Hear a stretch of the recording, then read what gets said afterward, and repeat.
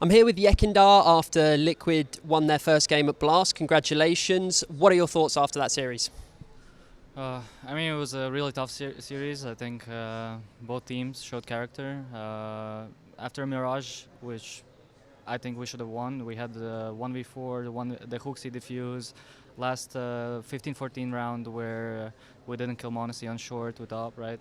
But I'm happy we showed character even after such a start on Vertigo, and insane individual plays from every player. Everybody had their own moments, and just happy we showed that we can be competitive because there was, I would say, a lot of disbelief and a lot of pressure on us, and we want to show people that we could be the dark horse, and obviously there's a lot of character into us, even though we practiced for only 11 days. Are you pleased with the kind of depth it seems like you might have to your map pool? You were pretty good on all three maps, like you say, probably should have taken Mirage after only 11 days of practice. Um, I honestly feel like all our maps are good level. We switched out, not necessarily switched out, we played 7 maps and we decided to ban Nuke against G2, obviously because historically their Nuke is really good, right? But I had confidence. I think in those 11 days we did a really good job of having the necessary instruments and having the necessary confidence in players to actually perform on any map. How are you feeling in the IGL role? Obviously, that's something you've taken up freshly. Are you settling in well? Yeah, I mean, it's just throughout last year there were many matches where I would take the lead, and obviously it's maybe the stamp like, oh, IGL YEKINDAR is new, but other than that I had experience already calling, and it still feels fresh to me, and I think it feels fresh for the players, obviously. And but this is just a start. I'm glad we won against G2, but this match doesn't really matter that much because of the format, and we never know what's going to happen after 3 months, 2 months, or next game, you know. So. How much input did you have on this new roster that you've put together, obviously taking up the in-game leadership role? Did Liquid work closely with you to put the team together? Yes, Liquid worked together with me and Dabs. Obviously, we were asking Josh and Keith for responses and their opinions as well on players, and we had many options of... I wouldn't necessarily say options. I think we looked into many players, and some of them obviously were not possible to get, and some of them we liked more than the others. Alex was an easy pick for us. That was that kind of a player we needed to fit in Nick's roles, and then Robert was already, how do I say, he was one of our main picks for John, right? Yeah. And I'm glad that we picked these 2 players. I think we have a really good atmosphere, and yes, it's both Liquid, Daps, and the whole team.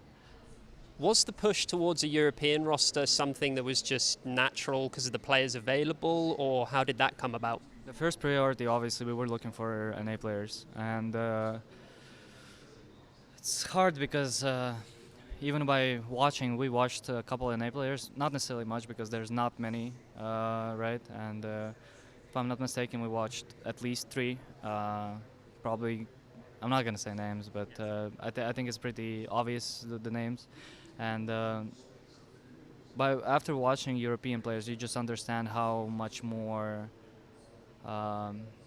they understand the game, right? And it wasn't our heads before last year. It happened that we were staying a lot of in NA, and there were a lot of troubles with the logistics of the team, and it just came on naturally, and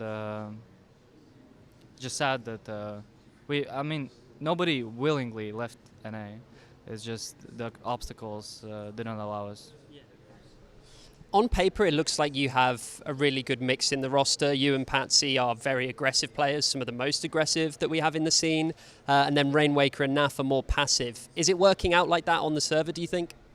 It was a really interesting challenge in a way.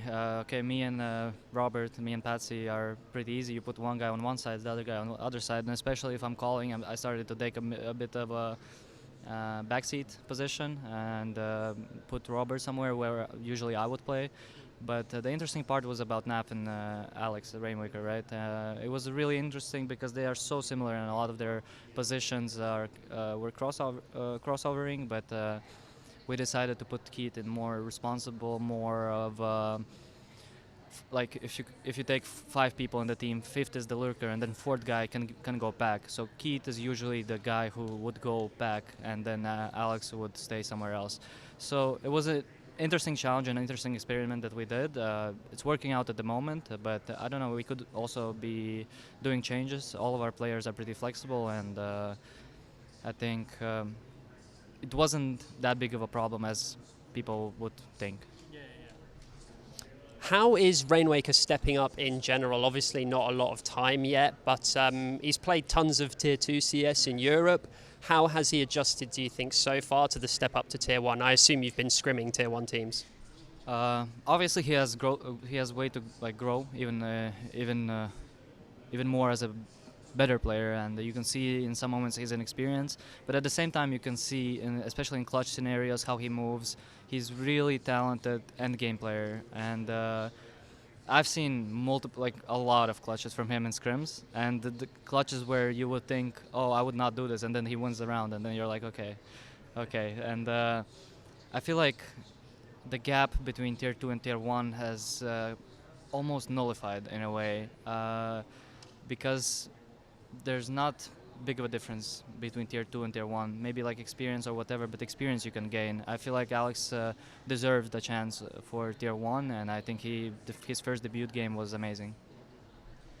What are the goals with this Liquid roster? As you've said, some people in the community, I think, have doubted some of the pickups you've made. What are you guys seeing as the ceiling for this team? Like internally, what are your expectations almost? Well, obviously we changed players to win championships. That's the main goal. Now for the next maybe 3 tournaments or whatever, our main goal is to be competitive. Obviously, you need to think realistic, and yes, it would be amazing to win a tournament, and yes, it would be amazing to do deep runs, but with so little practice, it's not something that is gonna happen necessarily for free, right?